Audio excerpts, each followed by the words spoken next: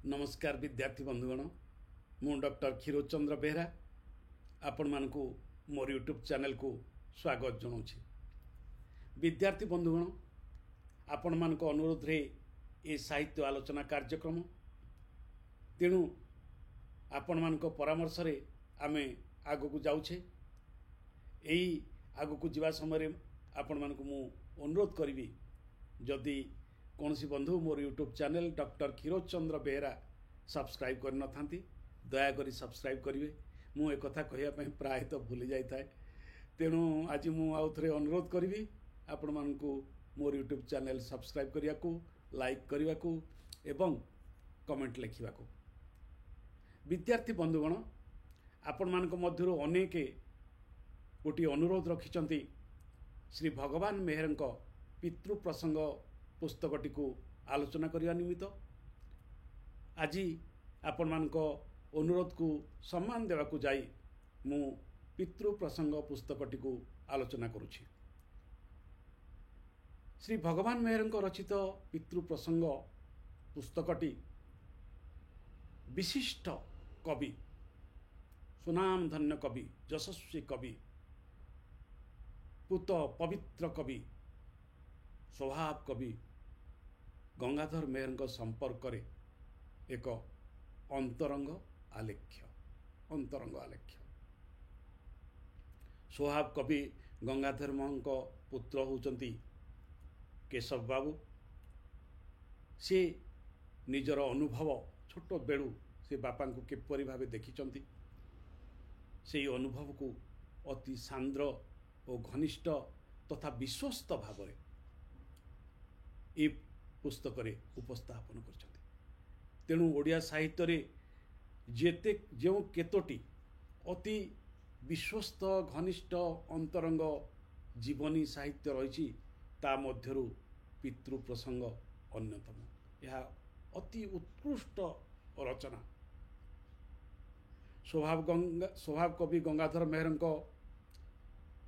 जीवन संघर्ष साहित्य रचना प्रति अनुरुक्ति समसामयिक समाजर चित्र एवं से समय ओडिशा रे बास करुवा विशिष्ट व्यक्ति मानक सहित गंगाधर मेहर जो घनिष्ठ संपर्क अंतरंग संपर्क तार विश्वस्त चित्र ए पुस्तक रे प्रदान करा जायछि। अतिरंजित करा जाय नाही। बापा संपर्क रे जो गभीर अनुभव टिकक रही निज आखिरे जहाँ जहाँ देखी से संपर्क रे ए उपन्यास रे उल्लेख रही। केवल सेतिकी नुहे संबलपुर अंचल इतिहास तत्कालीन ओडिशार सामाजिक जीवन इतिहास राजनीतिक इतिहास अर्थनीतिक इतिहास सामाजिक जीवन चित्र संस्कृतिर चित्र सबु किछि ए पुस्तक रे मिली था। तेणु केवल पितृ प्रसंग रे कविंक स्वभाव कविंक जीवनी आमे पढ़ा पाई न था। पश्चिमांचल ओडिशा केंद्र ओडिशा तत्कालीन राजनीतिक अवस्था सामाजिक अवस्था अर्थनीतिक अवस्था सबु किछिर एक विस्तृत अंतरंग और विश्वस्त चित्र पितृ प्रसंग पुस्तकटी प्रदान करता है। तेणु ओडिया जीवनी साहित्य रे केवल ए पुस्तक एक गुरुत्वपूर्ण भूमिका निर्वाह करि न था। ओडिशार सामाजिक जीवनर इतिहास संपर्क रे मध्य यह विस्तृत तथ्य प्रदान करिथाय। विद्यार्थी बंधुगण ए कथाटी मन रखिबे। यह केवल स्वभाव कवि गंगाधर मेहर जीवनी विश्वस्त चित्र प्रदान करि नाही। यह तत्कालीन समाजर ओडिशार बृहत्तर ओडिशार सामाजिक जीवनर राजनीतिक जीवनर अर्थनीतिक जीवनर सांस्कृतिक जीवनर चित्र मध्य प्रदान करिबारे समर्थ होता है। एवं यह विश्वस्त चित्र अति अंतरंग चित्र केशव बाबू जहाँ देखिचंती निज जीवन काल भितर ताहाकू ठीके ठीके ठीक भावरे यथार्थ भावरे अनुरूप भावरे ए पुस्तक रे उपस्थापित कर।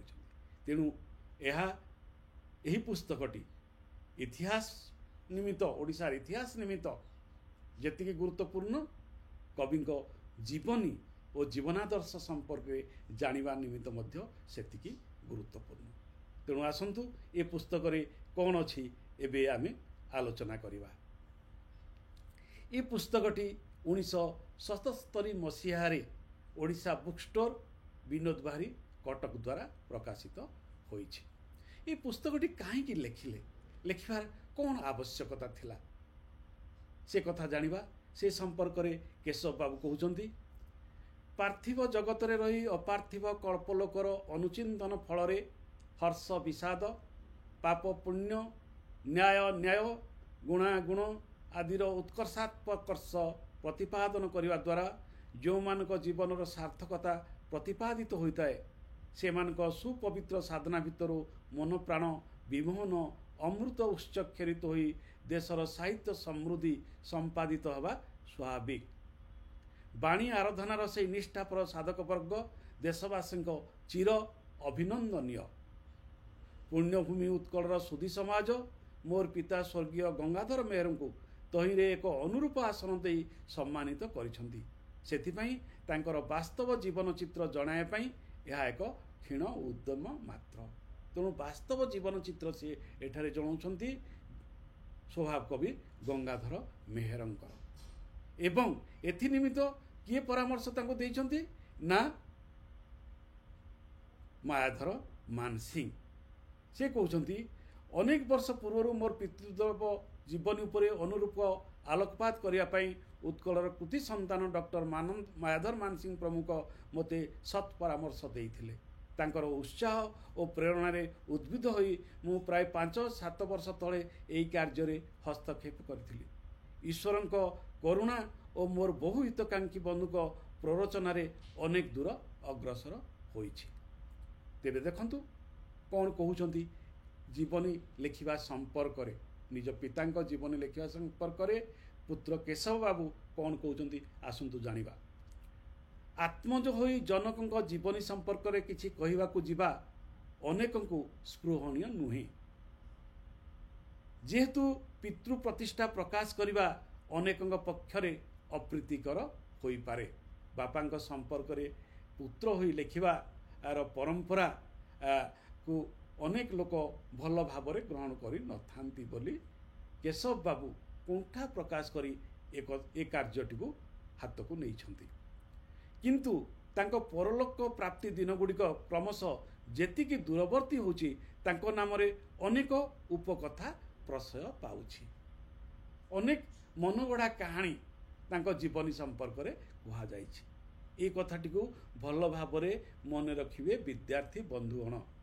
तेणु स्वभाव कवि संपर्क रे अनेक मनगढ़ा तथ्य लोक जीवन रे मिथ भाव जो प्रचलित हबारे आरंभ होइछि ताहाकु प्रतिहत करिबा निमित्त एपरि एक जीवनी ग्रंथर आवश्यकता थिला, जहा तांकर सुपुत्र केशव बाबू प्रणयन करी ओडिया साहित्य को एक गभीर एक गुरुत्वपूर्ण अवदान प्रदान करिसंती पितृ प्रसंग पुस्तकटी। तेणु कवि को जानिबा निमित्त ए पुस्तकटी होची एक प्रवेश द्वार पितृ प्रसंग। तेणु से कहउछंती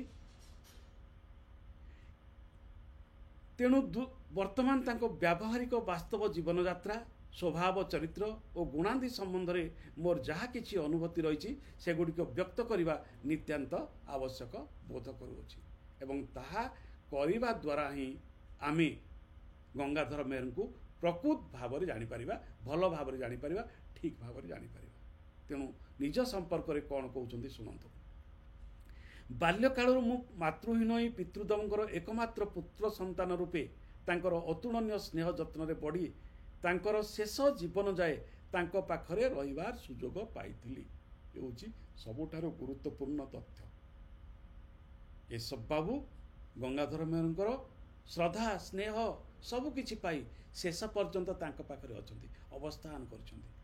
तेणु छाई परी लागी रहितिबा तांको पुत्र तांको संपर्क रे लिखितिबारु एही पुस्तकटी होउची सबुठारु विश्वस्त रचना स्वभाव कवि गंगाधर मेहरंक जीवनी संपर्क। ଏହା ହିଁ ଏ ପୁସ୍ତକର ବିଶେଷତ୍ୱ। ପୁଣି କହୁଛନ୍ତି, ମୋର ସ୍ମୃତି ଶକ୍ତିର ଉଦ୍ରେକ ହେଲା ଦିନୁ ତାଙ୍କ ସମ୍ପର୍କରେ ଯେଉଁ ଘଟଣା ଗୁଡ଼ିକ ଲକ୍ଷ୍ୟ କରିଛି, ତାଙ୍କ ମୁଖରୁ ଶୁଣିଛି ଓ ତାଙ୍କଠାକୁ ଆସିଥିବା ଚିଠିପତ୍ର ପ୍ରଭୃତିର ଉପଲବ୍ଧି କରିଛି, ସେସବୁ ଯଥାସାଧ୍ୟ ଏଥିରେ ସନ୍ନିବେଶିତ କରିବା ପାଇଁ ପ୍ରୟାସ କରିଛି। ଏହାଛଡ଼ା ତାଙ୍କ ସ୍ୱହସ୍ତ ଲିଖିତ ସଂକ୍ଷିପ୍ତ ତଥ୍ୟ, ଅସମ୍ପୂର୍ଣ୍ଣ ଆତ୍ମଜୀବନୀ, ମୋର ଅଜ୍ଞାନ ବା ଜନ୍ମ ପୂର୍ବ ଅବସ୍ଥାର ବିଷୟ ନିଚୟ ସଂଗ୍ରହରେ ପ୍ରଧାନ ଅବଲମ୍ବନ ହୋଇଅଛି। ବହୁଦିନର ବିଷୟ ହୋଇଥିବାରୁ ସେସବୁ ସ୍ମରଣ କରି ଲେଖିବାରେ ସ୍ଥଳ ବିଶେଷରେ ବୋଧହୁଏ ଭ୍ରମ ପ୍ରମାଦ ଥାଇପାରେ। ସେହିପରି ତ୍ରୁଟି ପାଠକମାନଙ୍କ ପାଖରେ କ୍ଷମଣୀୟ ବିବେଚିତ ବୋଲି ଆଶା କରେ। ତେଣୁ ଦେଖନ୍ତୁ, ଗୋଟାଏ ଜୀବନୀ ରଚନା କରିବା ସମ୍ପର୍କରେ ତଥ୍ୟ ଓ ଉପାଦାନ ହେଉଛି ଗୁରୁତ୍ୱପୂର୍ଣ୍ଣ। ସଠିକ୍ ତଥ୍ୟ ଓ ସଠିକ୍ ଉପାଦାନ ଦ୍ୱାରା ଏକ ନିର୍ଭୁଲ ଜୀବନୀ ସାହିତ୍ୟ ରଚନା କରାଯାଇପାରେ। ଅନେକ ମନରୁ କଳ୍ପନାରୁ ଲେଖି ଦିଅନ୍ତି ବ୍ୟକ୍ତିଙ୍କ ସମ୍ପର୍କରେ, ନିଜର ଆଭିମୁଖ୍ୟ ପ୍ରକାଶ କରିଦିଅନ୍ତି। ତାହା ପ୍ରକୃତ ଜୀବନୀ ନୁହେଁ। ପ୍ରକୃତ ଜୀବନୀ ଯାହା ତଥ୍ୟ ଉପରେ, ସତ୍ୟ ଉପରେ ଆଧାରିତ ହୋଇଥାଏ। ତେଣୁ ଏଠାରେ ଭଗବାନ ବାବୁ କହିଦେଉଛନ୍ତି ଯେ ସେ କେଉଁ କେଉଁ ତଥ୍ୟ, କେଉଁ କେଉଁ ନଥିର ପ୍ରୟୋଗ ଦ୍ୱାରା, ସଂଗ୍ରହ ଦ୍ୱାରା ଏ ଜୀବନୀଟିକୁ ରଚନା କରିଛନ୍ତି, ଏ ଜୀବନୀ ଗ୍ରନ୍ଥ। ତେଣୁ କେବଳ ନିଜର ଅନୁଭବ ନୁହେଁ, ଚିଠିପତ୍ର ଏବଂ ନିଜେ ନିଜ ସମ୍ପର୍କରେ ଲେଖିଥିବା ପୁସ୍ତକକୁ ପଢ଼ି ଭଗବାନ ବାବୁ ସ୍ୱଭାବ କବିଙ୍କ ସମ୍ପର୍କରେ ଏ ପୁସ୍ତକଟି ପ୍ରଣୟନ କରିଥିବାରୁ ଏହା ଏକାନ୍ତ ବିଶ୍ୱସ୍ତ ଓ ଉପାଦେୟ ହୋଇପଡ଼ିଛି। ଏବେ ଆସନ୍ତୁ, ଏହି ଜୀବନୀ ଗ୍ରନ୍ଥରେ 20ଟି ପରିଚ୍ଛଦ ରହିଛି। ମନେ ରଖନ୍ତୁ, 20ଟି ପରିଚ୍ଛଦ ରହିଛି। କ'ଣ ସେ ପରିଚ୍ଛଦ ଗୁଡ଼ିକ? ଆସନ୍ତୁ ଜାଣିବା। ପ୍ରଥମରେ ବରପାଲିର ସଂକ୍ଷିପ୍ତ ଇତିହାସ ଓ ଅବସ୍ଥିତି, ଦ୍ୱିତୀୟରେ ବଂଶ ପରିଚୟ, ତୃତୀୟରେ ଜନ୍ମ ଓ ବାଲ୍ୟକାଳ, ଚତୁର୍ଥରେ ଶିକ୍ଷା, ପଞ୍ଚମରେ ଚାକିରି, ଷଷ୍ଠରେ କବିବର ରାଧାନାଥଙ୍କ ସହିତ ପ୍ରଥମ ସାକ୍ଷାତ, ସାତରେ ଦୈବ ଦୁର୍ଯୋଗ, ଅଷ୍ଟମରେ ସମ୍ବଲପୁର ଓ ବିଜେପୁର ପରିବର୍ତ୍ତନ, 9ରେ ଦ୍ୱିତୀୟ ଥର ସମ୍ବଲପୁର ପରିବର୍ତ୍ତନ, 10ରେ 2 ବର୍ଷର ଅବକାଶ, 11ରେ ସମ୍ବଲପୁରରେ ପୁନରବସ୍ଥାନ, 12ରେ ପଲ୍ଲୀକବି ନନ୍ଦକିଶୋରଙ୍କ ସାହଚର୍ଯ୍ୟ, 13ରେ ଶେଷଥର ବିଜେପୁର ପରିବର୍ତ୍ତନ, 14ରେ ପଦ୍ମପୁର ପରିବର୍ତ୍ତନ, 15ରେ ବାଲେଶ୍ୱର ଓ କଟକରେ ଉତ୍କଳ ସମ୍ମିଳନୀରେ ଯୋଗଦାନ। ମନେ ରଖିବେ, ବାଲେଶ୍ୱର ଓ କଟକରେ ଉତ୍କଳ ସମ୍ମିଳନୀରେ ଯୋଗଦାନ। 16ରେ ସରକାରୀ ଚାକିରିରୁ ଅବସର ଗ୍ରହଣ, 17ରେ ଅନ୍ତିମ ଜୀବନ, 18ରେ ସାମାଜିକ ଜୀବନ ଓ ସ୍ୱଭାବ ଚରିତ୍ରର ସାରସ୍ୱତ, 19ରେ ନାନା କଥା, 20ରେ ସାହିତ୍ୟ ସାଧନା, ପରିଶିଷ୍ଟରେ ରହିଛି କରେ ପତ୍ରାବଳୀ, ପରିଶିଷ୍ଟ ଖ, ପରିଶିଷ୍ଟ ଗରେ ଗ୍ରନ୍ଥାବଳୀରେ ପ୍ରକାଶିତ ହୋଇନଥିବା କବିତା ପ୍ରବନ୍ଧାଦି। ଏହିପରି ଏକ 20ଟି ପରିଚ୍ଛଦରେ ପିତୃପ୍ରସଙ୍ଗ ରଚିତ ହୋଇଛି। ଏବେ ଆସନ୍ତୁ, ପ୍ରଥମରେ ସେ କ'ଣ କହୁଛନ୍ତି। ସମ୍ବଲପୁର ପ୍ରଥମଟିରେ ସେ ବରପାଲିର ସଂକ୍ଷିପ୍ତ ଇତିହାସ ଦେଉଛନ୍ତି, ତାର ଅବସ୍ଥିତି କଥା କହୁଛନ୍ତି ଏବଂ ଏହା ସେ ଆରମ୍ଭ କରୁଛନ୍ତି ଏହିପରି। ପ୍ରଥମ ଧାଡ଼ିଟି, ପିତାଙ୍କର ଜନ୍ମସ୍ଥାନ ବରପାଲି ସମ୍ବଲପୁରର ପ୍ରାୟ 50 ମାଇଲ ଦକ୍ଷିଣକୁ ସମ୍ବଲପୁର ବଲାଙ୍ଗୀର ଜାତୀୟ ରାଜପଥ ଉପରେ ଅବସ୍ଥିତ ଏକ ବୃହତ୍ ଗ୍ରାମ। ଏହା ପ୍ରାୟ 98 ବର୍ଗ ମାଇଲ ପରିମିତ ବରପାଲି ଜମିଦାରୀର ମୁଖ୍ୟ ଗ୍ରାମ ରୂପେ ରହିଥିଲା। ତେଣୁ ବରପାଲି ଜମିଦାରୀର ମୁଖ୍ୟ ଗ୍ରାମ ହେଉଛି ବରପାଲି ଏବଂ 16ଶ ଶତାବ୍ଦୀର ମଧ୍ୟଭାଗରୁ ଏହି ଜମିଦାରୀ ସମ୍ବଲପୁରର ଚୌହାନ ବଂଶୀୟ ରାଜା ବଳିୟାର ସିଂହଙ୍କ କନିଷ୍ଠ ପୁତ୍ର ବିକ୍ରମ ସିଂହ ଏବଂ ତଦୀୟ ବଂଶଧରମାନଙ୍କ ଦାୟିତ୍ୱ ରହି ଆସିଥିଲା। ତେଣୁ ସେହି ଜମିଦାରୀରେ ସିଏ ଜନ୍ମ ଗ୍ରହଣ କରିଥିଲେ। ଏବେ ଆସନ୍ତୁ ବରପାଲିର ଆର୍ଥିକ ଓ ସାମାଜିକ ଅବସ୍ଥା। ତେଣୁ ମୁଁ ଯେଉଁ ପ୍ରଥମରୁ କହିଛି ଯେ ଏ ପିତୃପ୍ରସଙ୍ଗ ପୁସ୍ତକଟି କେବଳ ସ୍ୱଭାବ କବିଙ୍କ ଜୀବନୀ ଉପରେ ଆଧାରିତ ନୁହେଁ, ଏହା ତତ୍କାଳୀନ ଓଡ଼ିଶାର ସାମାଜିକ, ଅର୍ଥନୈତିକ, ରାଜନୈତିକ, ସାଂସ୍କୃତିକ ଇତିହାସକୁ ମଧ୍ୟ ଧାରଣ କରିଛି। ତେଣୁ ଜୀବନୀ ରଚନା ଭିତରେ ସମକାଳର ଇତିହାସକୁ ଅବଧାରଣ କରିବା जो क्षमता रही एठारे सुचारू रूपे भगवान बाबू तुलाई पारिछन्ति। तेणु आमे याको एक जीवनी ग्रंथ भितर सीमाबद्ध न करी याको एक सामाजिक इतिहासर दुर्लभ ग्रंथ भाव ग्रहण करवा। कौन कहते देखो साधारण कथार से यह गोटे पल्लीग्राम होते सुधा तहिरे लोकंकर जीवन यात्रा अन्य पल्लीग्राम गुड़िक अपेक्षा स्पृहणीय थिला। एठारे से समय सहरर शिक्षा सभ्यता और सुजोग नथिले मध्य ग्राम्य संस्कार दिगरे यह आधुनिकता उन्मुखी थिला। यह ही गुरुत्वपूर्ण विषय प्रसंग विद्यार्थी बंधुगण गोटे पल्लीग्राम होइतिले हैं सही पल्लीग्राम को आधुनिकता छुई सारी थिला। आधुनिकता होची परिवर्तन स्वर नूतन को अभिनंदन करिवार स्वागत करिवार स्वर से स्वरटी से गाँव शुभिला। परवर्ती पर्याय रे सेथिपाई स्वभाव कवि आधुनिक जुगर जड़े विशिष्ट कवि हो पाते। आधुनिकतार नवनिर्माण रे तांकर गुरुत्वपूर्ण भूमिका रही।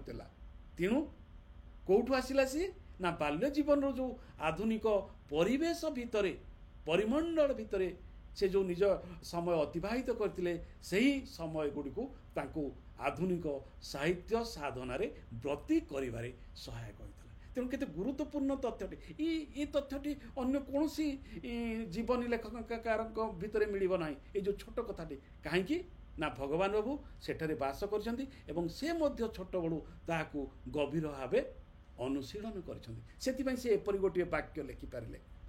कौन कहउछन्ति एठारे से समय रे सहरर शिक्षा सभ्यता और सुविधा सुजोग नथिले मध्य ग्राम्य संस्कार दिगरे यह आधुनिकता उन्मुखी थिला। आधुनिक आड़कू मुहौथला।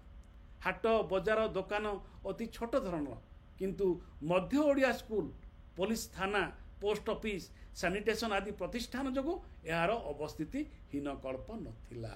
मन रखंतु आधुनिकतार भित्ति से समय आधुनिकतार भित्ति होची एही ग्राम्य अनुष्ठान गुड़िक। कौन स्कूल पुलिस थाना पोस्ट ऑफिस सैनिटेशन डाक्तरखाना एगुड़िक प्रतिष्ठित है माने से ग्रामटी आधुनिक है। कहीं बाहर जगत सहित तार यही अनुष्ठान माध्यम संपर्क बढ़ी चले।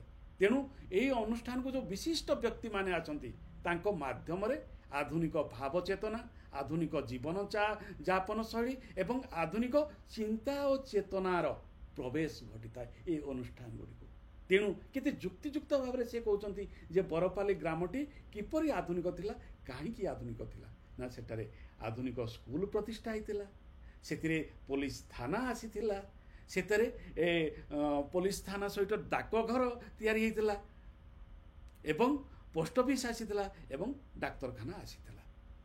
पुणी कहउछन्ति मानव जीवन यात्रा पथरे प्रयोजनीय सकल जातिर सेठारे निवास थिला।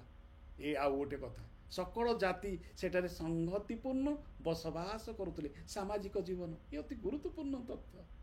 तेणु स्वभाव कविक जीवनी आलोचना करने पूर्वर तांकर भित्ति तांकर सामाजिक पृष्ठभूमि को अति संक्षिप्त भाव किंतु यथार्थ भाव विश्वसनीय भाव ये पुस्तक उपस्थापन करा जायछि। कौन कहते ब्राह्मण कर्ण सुनारी कंसारी भूलिया गुड़िया कोष्ठा कुंभार चमार तेली माड़ी गौड़ केउट धोबा भंडारी गंडा घासी प्रभृति विभिन्न प्रतिजीवी माने स्वच्छंदे जीविका निर्वाह करुले। तेणु जितेबले आपण आलोचना करेंगे सेतेबले एही सामाजिक पृष्ठभूमिर कथा मध्य आपण माने निश्चय आलोचना करेंगे। देखंतु तापर से वंश परिचय दौरान एवं वंश परिचय होची बहुत गुरुत्वपूर्ण कथा। कहीं वंश परिचय समय आमे जतेबले जानू जे से तांकर बुणीबा तंत बुणा बा बुणाकार संप्रदाय रे तांकर जन्म होइतिला सेतेबले अनेक गुड़ाए द्वंद्व आसी थाए। कहीं ओडिशा रे विभिन्न प्रकार तंतबाय परिवार रही। तेणु सी एठी कौन करछन्ती ना वंश परिचय नामक परिच्छेद से भूलिया जातिर इतिहास कथा कहउछन्ती। तेणु आमे जो तंतबाय कथा कहू से तंतबाय रे से कहउछन्ती जे आमे होचु भूलिया संप्रदायर लोक। तेणु एवं भूलिया संप्रदाय जे केते परिव्याप्त से संपर्क गोटे विराट बड़ तथ्य और अध्याय सी लिखिं सी कहते किंवदंती अच्छी देवांग नामधारी जाति आदिव निवास दिल्ली अटे सम्राट पृथ्वीराज राजत्व समय जितेबाला मोगल माने दिल्ली आक्रमण कले से पूर्वपुरुषगण सेठारु पलाई आसी राजस्थान अंतर्गत ऐतिहासिक गड़शंबर राज्य में बास कर प्रवाद अच्छी कालक्रमे से राज्यटी मोगल मान द्वारा पुणी आक्रांत होवार उक्त देवांग जातिर निरीह अवस्था रही केतक परिवार रायपुर अंतर्गत धमतर धमसा को पलाई आसी शांतिपूर्ण भाव अद्यावधि बास करुवा जनाए पक्षांतर जीविका अर्जन पर से सर्वदा सुस्थ सबल रहा और अंग प्रत्यंग अक्षुण्ण रखा पड़ता है तेणु दिल्ली रायपुर पर्यंत लंबीचे एवं से रायपुर पुणी से बरपाली पर्यंत अच्छी आसी से पुणी कहते आहरी कथित अच्छी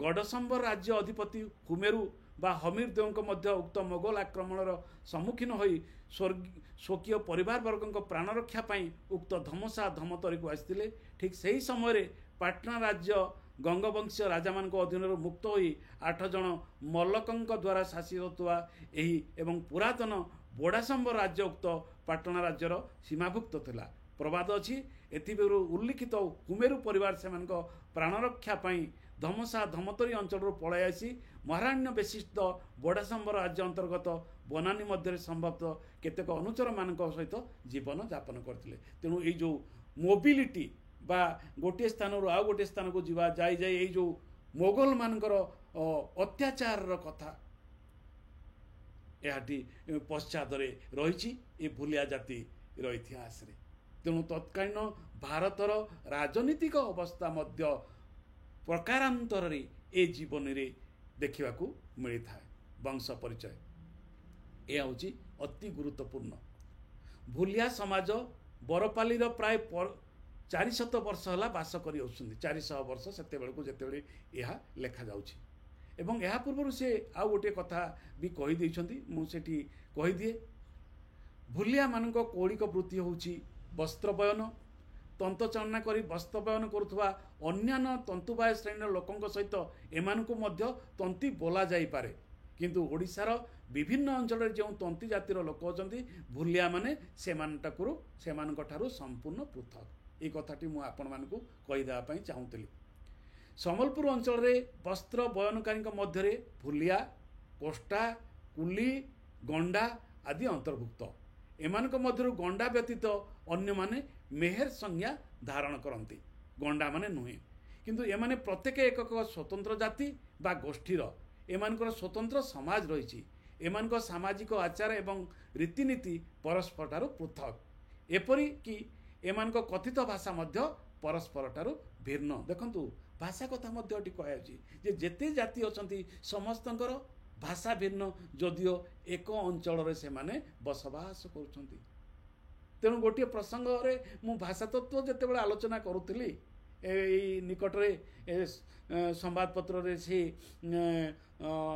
मतटी मोर प्रकाश पाई जे भारत वर्ष रे 2000 अधिक कथित भाषा अछि तेणु देखो ये 5टी गोटे छोटिया जगह भितर 5टी कथित भाषा थिबा भगवान बाबू उल्लेख करछन्ती यह एक गुरुत्वपूर्ण उपादान तेणु भाषा संस्कृति साहित्य राजनीति अर्थनीति समाजनीति सबु किछिर विस्तृत विवरणी ये ग्रंथटी रही तेणु यहाँ केवल जीवनी साहित्यर अंतर्भुक्त आम कर राजनीतिक इतिहास कथा कहुच्छी केमिति मोगल मानकर अत्याचार कथा कहुच्छी एवं देशीय जमीदार माने देशीय जाति माने किपरि लुचि लिचि जंगल में बास करते एक स्थान अन्य स्थान को चली जाते से कथा मध्य कहुच्छी तेणु इतिहास जहाँ लेखि पारिना साहित्यिक माने ताहा लेखि थांती एवं ताहार अन्यतम उदाहरण होची पितृप्रसंग पुस्तक से कहते एठार आहरी उल्लेखनीय जे उपरोक्त 4टी गोष्ठी मध्य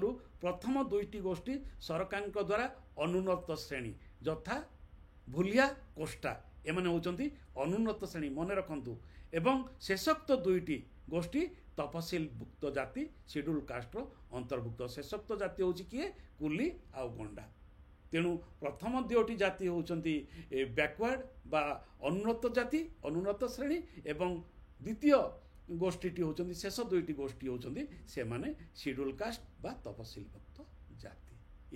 ଏ ତଥ୍ୟଟି ମୋତେ ଆପଣମାନଙ୍କୁ ଦେବାକୁ ଥିଲା, କାରଣ ଏ ସମ୍ପର୍କରେ ଅନେକ ବିଦ୍ୟାର୍ଥୀ ଅନେକ ସମୟରେ ଦ୍ୱନ୍ଦ୍ୱରେ ରହିଥାନ୍ତି।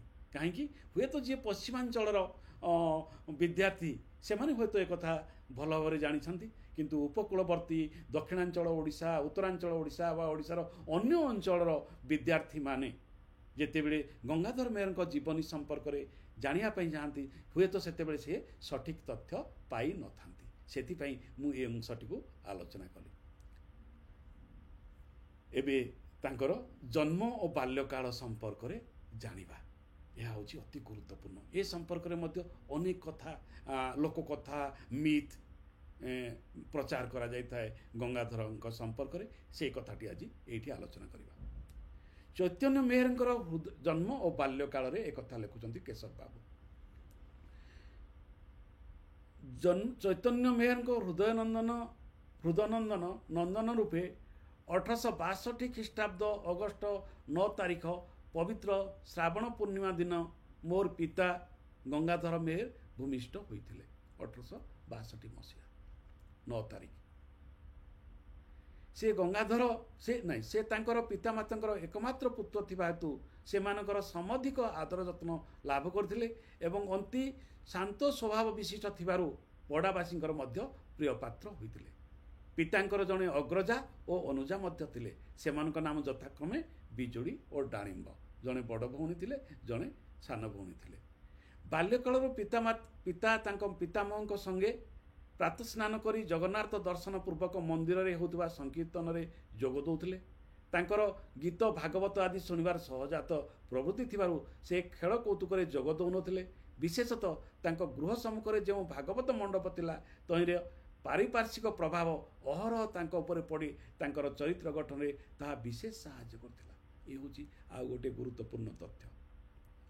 ଯେଉଁ ଗାଁରେ ଭାଗବତ ଗାଦି ଥିଲା ବା ଭାଗବତ ଟୁଙ୍ଗି ଥିଲା ବା ଭାଗବତ ପଢ଼ିବାର ଆୟୋଜନ ଥିଲା, ବ୍ୟବସ୍ଥା ଥିଲା, ଭାଗବତ ବହୁ ବ୍ୟକ୍ତିଙ୍କ ବ୍ୟକ୍ତିତ୍ୱ ନିର୍ମାଣରେ ସହାୟକ ହୋଇଛି। ଭାଗବତର ସହଜ ସରଳ ପଦାବଳୀ ଶିଶୁମାନଙ୍କ ହୃଦୟକୁ ମଧ୍ୟ ପ୍ରଭାବିତ କରିବାର ସାମର୍ଥ୍ୟ ବହନ କରିଥାଏ। ତେଣୁ ପ୍ରଥମରୁ ହିଁ ଲେଖି ଦେଉଛନ୍ତି ଯେ ଭାଗବତ ଦ୍ୱାରା ପ୍ରଭାବିତ ଥିଲେ ସ୍ୱଭାବ କବି ଗଙ୍ଗାଧର ମେହେର। ଏହିପରି ତାଙ୍କର ବାଲ୍ୟକାଳ ଉପନୀତ ହୁଅନ୍ତେ ତାଙ୍କୁ ଗୋଟିଏ ଚାଟଶାଳୀରେ ପ୍ରବିଷ୍ଟ କରାଯାଇଥିଲା। ଚାଟଶାଳୀରେ ସେ ପ୍ରଥମେ ସିଦ୍ଧରସ୍ତୁ ଆରମ୍ଭ କରି ରାସ ପଞ୍ଚଧ୍ୟାୟୀ ପଢ଼ିଥିଲେ। ମନେ ରଖନ୍ତୁ, ରାସ ପଞ୍ଚଧ୍ୟାୟରୁ ଆରମ୍ଭ କରୁଛନ୍ତି ଏବଂ ରାସ ପଞ୍ଚଧ୍ୟାୟୀ ହେଉଛି ଭାଗବତର ଏକ ଗୁରୁତ୍ୱପୂର୍ଣ୍ଣ ଅଂଶ। ସେ ସେଥିରେ କିଛି ଦିନ ଅଧ୍ୟୟନ କରିବା ପରେ ତାହା ଭାଙ୍ଗ ଯିବାରୁ ସେ ନିଜ ପିତାଙ୍କ ତତ୍ତ୍ୱାବଧାନରେ ରହି ଶିକ୍ଷା ଲାଭ କଲେ ଓ ନାମରତ୍ନ ଗୀତା ପଢ଼ିଲେ। ଏପରି ସମୟରେ ଆଉ କେତେଜଣ ସେଠାକୁ ଆସି ତାଙ୍କର ସହପାଠୀ ହେବାରୁ ତାହା ମଧ୍ୟ ଏକ ଚାଟଶାଳୀରେ ପରିଣତ ହୋଇଥିଲା ଓ ସେଠାରେ ସେ ଭାଗବତ ମଥୁରା ମଙ୍ଗଳ ଗାଇପାରିଲେ ଓ 25 ଖଣ୍ଡା ପଣକିଆ କଣ୍ଠସ୍ଥ କରିଥିଲେ। ଏହି ସମୟରେ 10 ବର୍ଷ ବୟସରେ ତାଙ୍କର ବିବାହ ହୋଇଥିଲା। ମନେ ରଖନ୍ତୁ, ବାଲ୍ୟ ବିବାହ। 10 ବର୍ଷ ବୟସରେ ସେ ବିବାହ କରିଥିଲେ। ସେ ସମୟରେ ସମାଜରେ ବାଲ୍ୟ ବିବାହ ପ୍ରଚଳିତ ଥିଲା। ଏହି ସମୟରେ 60 ଟଙ୍କା ପର୍ଯ୍ୟନ୍ତ ଋଣ ହୋଇଥିଲା। ଏଇଠି ଅସଲ କଥାଟି। ଏହି ବିବାହ ପାଇଁ ଯେଉଁ 60 ଟଙ୍କା ଋଣ ହୋଇଥିଲା ତାହା ତାଙ୍କୁ ପରବର୍ତ୍ତୀ ଜୀବନରେ କଷ୍ଟ ପ୍ରଦାନ କରିଥିଲା, ଆର୍ଥିକ କଷ୍ଟ। ଏଣେ ପିତାମହଙ୍କ ଲୁଗାବୁଣା କାର୍ଯ୍ୟ ବାଧାପ୍ରାପ୍ତ ହେବାରୁ ତାଙ୍କ ପିତା ଓ ଭ୍ରାତା ପୃଥଗର୍ଣ୍ଣ କରିଦେଲେ। ମାତ୍ର ତାଙ୍କ ଜୀବନଯାତ୍ରା ନିର୍ବାହ କରିବା ସକାଶେ ଭାଗ ନ ଦେବାରୁ କିଛି ଦିନ ବହୁ କଷ୍ଟରେ ଚଳି ପରିଶେଷରେ ପଞ୍ଚାୟତ କରି ସମ୍ପତ୍ତିର ପ୍ରାୟ 1/3 ଅଂଶ ଭାଗ ପାଇଥିଲେ।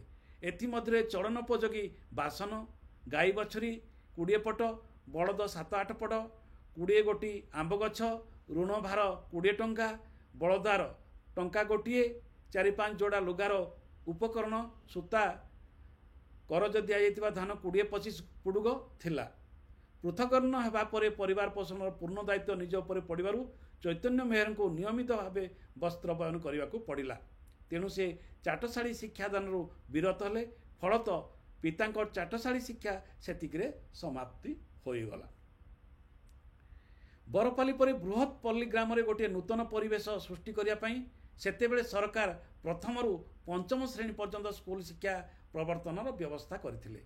किंतु सरकार प्रवर्तित नूतन शिक्षा प्रणाली ग्रहण करिया पई जनसाधारण प्राय वितस्पृह होते एवं ताहाकू केवल सरकारी चाकरी प्राप्तिर एक सोपान बोली मणुले। सेथिपई वृत्तिजीवी समाजर लोके स्कूल शिक्षा प्रति परांगमुख होते। एक विराट बड़ तत्व, एक विराट बड़ तथ्य ओ तत्व।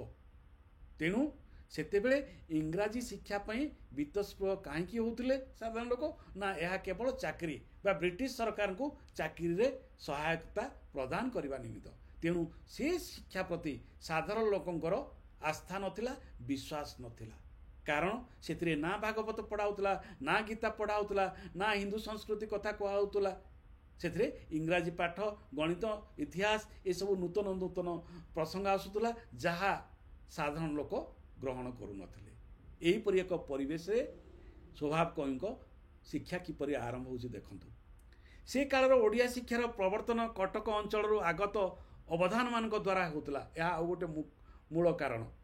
अवधानी पाठशाला को चाटशाड़ी कहुला और तोहरे वर्ण परिचय शेष कर पिला गोपी भाषा, रास पंचाध्याय, भागवत, मथुरामंगल प्रभृति प्राचीन ओडिया प्रति पढ़ा जाउतला और पणिकिया 25 खंदा पर्यंत मुखस्थ कराई साधारण भाव में शिक्षा दिया। सरकार प्रतिष्ठित पाठशाला को स्कूल कहुई से विस्तृत भाव लेखा पढ़ा ठार आरंभ कर साहित्य, गणित, इतिहास, भूगोल आदि विषय पढ़ा जाउतला। तेणु चाटशाड़ी और स्कूल शिक्षा भितर एतिकी पार्थक्य थिला। स्कूल शिक्षा रे ए चाटशाड़ी रे पणिकिया एवं गोपी भाषा, रास पंचाध्यायी, भागवत, मथुरामंगल पढ़ा होउतला। किंतु स्कूल गुड़िक गणित, इतिहास, भूगोल ये सब पढ़ा जाउतला। ये होउची मुख्य पार्थक्य। मने रखंतु विद्यार्थी बंधुगण। सेतेबेले बरपाली बस्तीर मध्य भाग थिबा समलाई मंदिर प्रथम श्रेणी रे शिक्षादान कार्य प्रचलित होउतला एवं ता छोट छोट पिला मानक पक्षरे सुविधाजनक थिला। चाटशाड़ी और प्रथम श्रेणी पिला माने खड़ी रे अक्षर शिक्षा करतुले। द्वितीय ठारू पंचम श्रेणी पर्यंत शिक्षा देवा पई बस्ती बाहर गोटे स्कूल गृह निर्मित होइतला और ता बरपाली भर्नाकुलर मिडिल स्कूल नाम रे नामित होउतला। संबलपुर निकटवर्ती केतक गड़जात राज्य से समय मध्य प्रदेश अंगीभूत थिला। सेठारे स्कूल शिक्षा को एक प्रकार बाध्यतामूलक करा मध्य प्रदेश रे। फलतः बरपाली परि एक बड़ केन्द्र मानकरे लोके निज निज पिला स्कूल न पढ़ाइबा दोषावह बोली विवेचित होउतले। संभवतः 1875 ख्रीष्टाब्दरे दिने पूर्वतन बरगढ़ तहसिल सर्वमयकर्ता तहसिलदार बरपाली को केतक कार्योपलक्षे आसी स्कूल रे जोग नौथुवा पिला कर्ता को डकाई तांको पिला स्कूल रे नाम लेखाइबा पई बाध्य करथिले।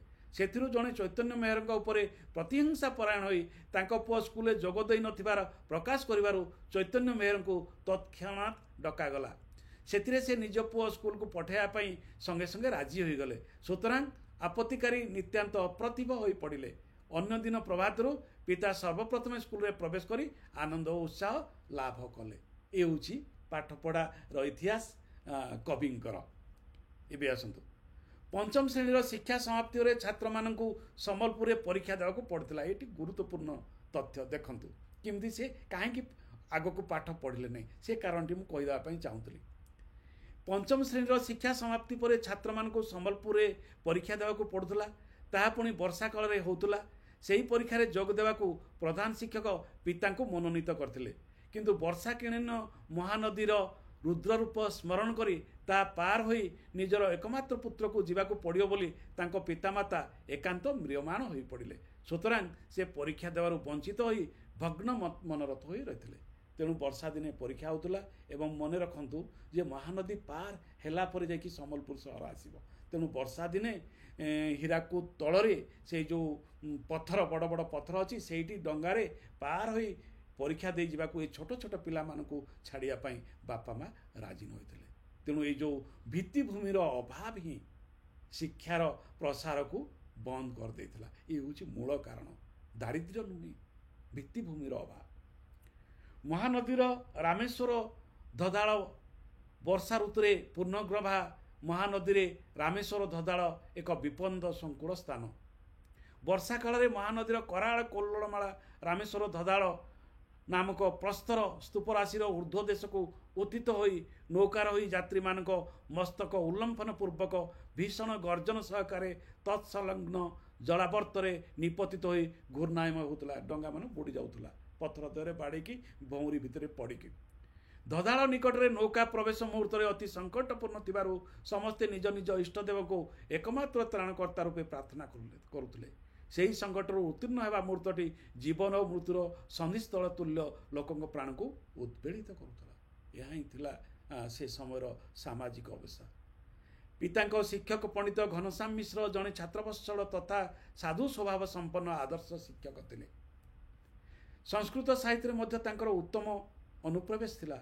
से छात्र मानक पुत्रतुल्य ज्ञान करी अति अभिनिवेश सहकारे अध्यापना करुले एवं रात्रि काल निकट में अध्ययन करुवा जड़े दुई जन दरिद्र छात्र को भोजन करने देउथिले।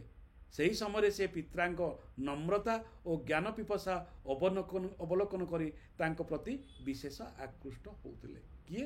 पंडित घनश्याम मिश्र। ए नामटी मन रखिबे। पितांक परीक्षा असमाप्त रहिले मध्य से पुनर्बार पूर्वपरी गोटे ओडी स्कूल को जाई आउ 6 मास पंचम श्रेणी रे पढ़िथिले। सेतेबेले रात्रि रे शिक्षक महाशय पितांक सह आउ केते जण छात्रन को सूत्रसार नामक संस्कृत व्याकरण स्वेच्छा प्रवृत्त होई पढ़ाउतिले। या छड़ा आउ केते पिलांकु सिद्धांत चंद्रिका व्याकरण शिक्षा देउतबा बेले पिता सेतरु केतक सूत्र मुखस्थ करथिले। समयक्रमे से ज्योतिष शास्त्र अध्ययन पूर्वक मध्य केतेकांश मुखस्थ करथिले। शिक्षक महाशय आउ अन्य भाव में अनुप्राणित होई छात्र मान साधारण ज्ञानर अभिवृद्धि कल्पे 6ठ श्रेणी पाठ्य विषय स्कूल आरंभ कर देथिले। किंतु किछि दिन पर केतक पारिवारिक असुविधावशतः से अवकाश नहीं निज ग्राम मूल बसंत को चली जाइथिले। सेठाकु जिबा परे से कविवर राधानाथ राय आनुकूल्य रे इन्स्पेक्टिंग पंडित रूपे नियुक्त होइथिले। सही समय रे अक्षय बाबू ठारू बरपालीर समस्त संवाद सुनी और परे कविवर मुखर पितांक कवित्व शक्तिर परिचय पाई से हर्षोत्फुल्ल चित्तरे तांकु साधुबोधन प्रदान पूर्वक तांको सहित सामयिक पत्रालाप करथिले। तन्मध्यरु 2 खंड पत्रांश निम्नरे प्रदत्त हैला।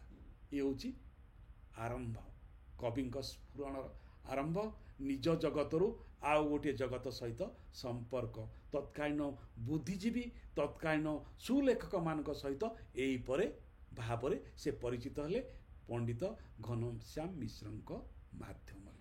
देखंतु कौन लिखा है। ओं तत्सत ओं परम कल्याण्य श्रील श्रीयुक्त बाबू श्री गंगाधर मेहर मध्य प्राणादिक छात्र बेरसु अशेषाशीर्वाद प्रविशंतु। बाबू गंगाधर सम्बलपुर राज्य में प्राय 12-14 वर्ष अध्यापकता कार्य अनेक छात्र शिक्षित कराइथिली। मात्र अद्य कटक सहर भद्र समाज मध्य श्री अक्षय कुमार बाबू प्रमुखात तुमर भद्रता और मनुष्यता और सुशीलादि सद्गुण मान श्रवण करी अध्यापना जनित परिश्रम को सफल और आपण को कृतार्थ ज्ञान करी आनंद सागर रे मग्न होउछि। कौन? तुमर भद्रता मनुष्यता और सुशीलादि।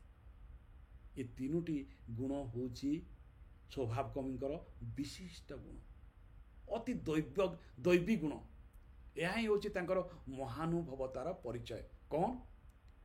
गोटे होची भद्रता, द्वितीय होची मनुष्यता बा मानविकता एवं तृतीय होची सुशीलादि बा उत्कृष्ट भद्र व्यवहार। यह ही घनश्याम बाबू को प्रभावित करथिला और यही तीनोटी गुण निमित्त से स्वभाव कवि द्वारा प्रभावित होई बृहत्तर सुधी समाज सहित तांको संपर्कान्वित करिसथि। लेखुचंती जेहेतु पुत्रर और पुत्रपम सुशिष्यर सुख्याति श्रवण कले मन जेपरि प्रफुल्लित और आनंदित हुए एपरि अन्यर हुए नाही। घनश्याम बाबू गंगाधर को पुत्रतुल्य ग्रहण करछंती, बंधुतुल्य ग्रहण करछंती, शिष्यरु बंधु हो जाउछंती। तेणु शिष्यटी जेतेबेले उदार हो जाए ता भितरे थिबा प्रतिभा जेतेबेले विकसित हुए सेतेबेले से शिष्य गुरुर समकक्ष हो जाए, गुरुर प्रिय हो जाए। तेणु गुरु शिष्यर घनिष्ठ परंपरा किपरि दृढ़ीभूत हुए एवं ताहा ज्ञान परंपरा को किपरि समृद्ध करे ये पत्रटी ताहार एक छोट उदाहरण मात्र। जाहेउ अहरह जगदीश को प्रार्थना जे तुमर यशस्वी परमायु और राजसम्मान दैनंदिन वर्धन होताउ, किंतु निम्नस्थ पद्यर भाव स्मरण रखा हब। ତେଣୁ ଗୁରୁତୁଲ୍ୟ ସେ ପୁଣି ପରାମର୍ଶ ଦେଉଛନ୍ତି। କ'ଣ ସେ ପରାମର୍ଶ? ସେ କହୁଛନ୍ତି ଯେ ନିମ୍ନସ୍ଥ ପଦ୍ୟଟି ତୁମେ ମନେ ରଖିବ ଏବଂ ସେହି ଅନୁଯାୟୀ ନିଜର ଆଚରଣ ତିଆରି କରିବ, ନିର୍ମାଣ କରିବ, ନିଜକୁ ସେହି ଅନୁସାରେ ତିଆରିବ। କେତେ ବଡ଼ କଥାଟି ପଣ୍ଡିତ ଘନଶ୍ୟାମ ମିଶ୍ର ସ୍ୱଭାବ କବିଙ୍କୁ ଦେଇକି ଗଲେ। ଲେଖୁଛନ୍ତି, ରତ୍ନାକରଂ କିଂ କୁରୁତେ ସୁରତ୍ନେ ବନ୍ଧାଚଳଂ କିଂ କରତି କରୋତି। ତେଣୁ ରତ୍ନାକରଂ କିଂ କୁରୁତେ ସୁରତ୍ନେ ବନ୍ଧ୍ୟାଚଳଂ କିଂ କରଭି କରୋତି ଶ୍ରୀଖଣ୍ଡ ଖଣ୍ଡମଳୟ ଆଚଳ କିଂ ପରୋକାର ସତ୍ୟ ବିଭୂତି। ତେଣୁ ପରୋପକାର କରି ଯଶସ୍ୱୀ ହୁଅ, ଏ କଥା ସେ କହୁଛନ୍ତି କିଏ? ଘନଶ୍ୟାମ ମିଶ୍ର, ଇନ୍ସପେକ୍ଟିଂ ପଣ୍ଡିତ, ଥାନା କଟକ, କଟକ ବଖରାବାଦ। ବିଦ୍ୟାର୍ଥୀ ବନ୍ଧୁଗଣ, ଏହିପରି ବହୁ ତଥ୍ୟ, ବହୁ ତତ୍ତ୍ୱ ଏଠାରେ ବର୍ଣ୍ଣନା କରିଛନ୍ତି ଏବଂ ସେଥି ନିମିତ୍ତ ଏ ପିତୃ ପ୍ରସଙ୍ଗ ପୁସ୍ତକଟି ଏକ ଗୁରୁତ୍ୱପୂର୍ଣ୍ଣ ଜୀବନୀ ପୁସ୍ତକ ଓ ଓଡ଼ିଶାର ସାମାଜିକ ଇତିହାସର ଏକ ବିଶିଷ୍ଟ ପୁସ୍ତକ ଭାବରେ ଆଦର ପାଇଛି, ଚର୍ଚ୍ଚିତ ହୋଇଛି। ସେଥି ନିମିତ୍ତ ଆମେ ଆଜି ତାକୁ ଏଠାରେ ଚର୍ଚ୍ଚା କରୁଛୁ। ଏ ଚର୍ଚ୍ଚା କିପରି ଲାଗିଲା ସେ ସମ୍ପର୍କରେ ଆପଣମାନେ ମତାମତ ଦେବେ। ବର୍ତ୍ତମାନ ପାଇଁ ମୁଁ ଏଇଠି ଆଲୋଚନାକୁ ରଖୁଛି ଏବଂ ଆଲୋଚନା ସମୟ ଶେଷ କରିବା ପୂର୍ବରୁ କେବଳ ଗୋଟିଏ କଥା ମୁଁ କହିଦେବା ପାଇଁ ଚାହୁଁଛି ଯେ ଅନେକ ସମୟରେ ମୁଁ ଭଗବାନ ବାବୁଙ୍କୁ କହିବା ସହିତ କେଶବ ବାବୁ ମଧ୍ୟ କହିଦେଇଛି, ସେଇଠି କ୍ଷମା କରିବେ। ଯେଉଁ ସମୟରେ ଏସବୁ ଭୁଲ ହେଇଛି ସେ ଭୁଲ ଗୁଡ଼ିକୁ ସଂଶୋଧନ କରି ଭଗବାନ ମେହେରଙ୍କ ନାମଟିକୁ ସ୍ମରଣ କରିବେ। ସେ ହେଉଛନ୍ତି କବି, ସ୍ୱଭାବ କବି ଗଙ୍ଗାଧର ମେହେରଙ୍କ ସୁପୁତ୍ର ଏବଂ ପିତୃ ପ୍ରସଙ୍ଗ ପୁସ୍ତକର ଲେଖକ। ବର୍ତ୍ତମାନ ପାଇଁ ଏଇଠି ରହୁଛି। ନମସ୍କାର ଓ ଧନ୍ୟବାଦ।